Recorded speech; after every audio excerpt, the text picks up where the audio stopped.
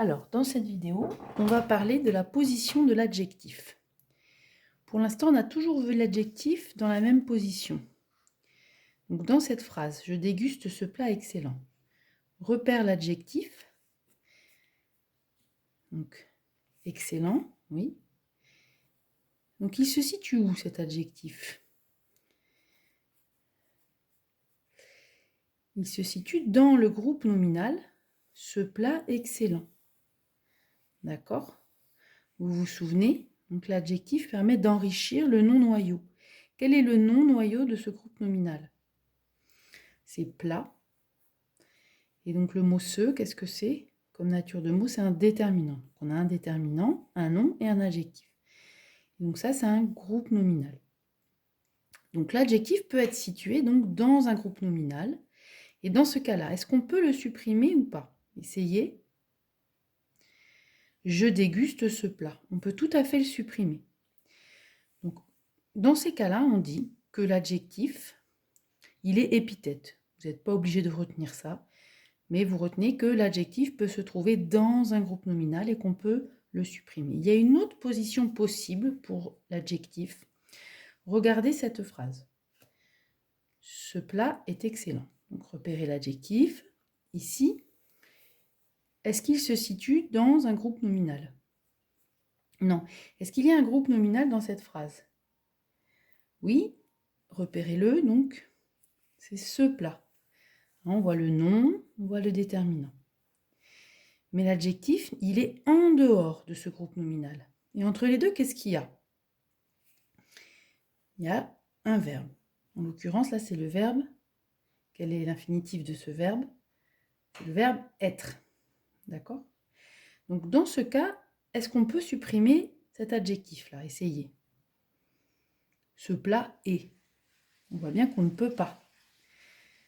Donc là, l'adjectif, on dit, quand il est en dehors du groupe nominal et qu'on ne peut pas le supprimer et qu'il se trouve après le verbe, on dit que l'adjectif, il est attribut du sujet, dans ce cas-là, et pas épithète comme dans ce cas-là. Donc, regarde ces trois phrases et repère l'adjectif. Tu repères l'adjectif qualificatif et tu soulignes le verbe. Fais pause. Donc, ici, on a l'adjectif, ici le verbe. Adjectif, verbe, adjectif, verbe. Trouve l'infinitif de chaque verbe. Fais pause. Ici, c'est le verbe être. Ici, c'est le verbe sembler. Ici, c'est le verbe devenir.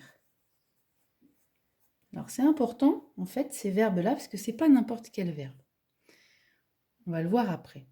Chaque adjectif relie-le au nom qu'il qualifie. Puisqu'un adjectif, je vous rappelle que c'est un mot qui enrichit un nom, qui donne des détails sur un nom. Donc, menteur, on parle de qui là? Donc, Pinocchio. Lourde, on parle de qui? Cette porte. Sale, on parle de qui? Mes chaussures. Donc, en fait, ces verbes-là, être, sembler, devenir, sont des verbes qui servent à dire comment est quelque chose. On pourrait tous les remplacer par le verbe être, en fait. Allez-y, essayez ici de remplacer sembler par le verbe être. Cette porte est lourde. Ici, essayez de venir par le verbe être. Mes chaussures sont sales. Donc en fait, ces verbes être, sembler, devenir. Il y a aussi les verbes rester, le verbe paraître. Ce sont ce qu'on appelle des verbes d'état. Des verbes d'état. Ils disent dans quel état est le sujet en fait. Pinocchio, il est dans quel état? C'est un menteur. La porte, elle est comment? Elle est lourde. Mes chaussures, elles sont sales. Donc ces verbes s'appellent des verbes d'état et l'adjectif, attribut, il est toujours après un verbe d'état. Donc, observe ces quatre phrases, repère l'adjectif, le verbe, et dis-moi ce que tu remarques. Fais pause.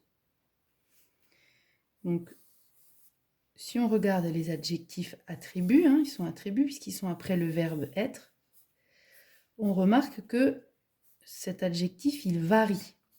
En fonction de quoi il varie? Pourquoi là, on passe de excellent à excellente? Bien parce que là, c'est le dîner qui est excellent, là, c'est la recette. Donc, on passe du masculin au féminin. Là, pourquoi on passe de excellent sans S à excellent avec un S? Bien parce que là, c'est les dîners qui sont excellents. C'est le pluriel. Et ici, pourquoi c'est ES? Bien parce que c'est le féminin pluriel. Donc, qu'est-ce que tu remarques? Que l'adjectif, quand il est en position d'attribut, il doit s'accorder avec quoi?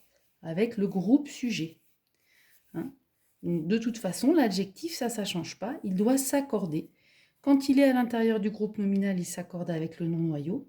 Quand il est à l'extérieur du groupe nominal, en position d'attribut, il s'accorde avec le groupe sujet. En genre et en nombre. Voilà.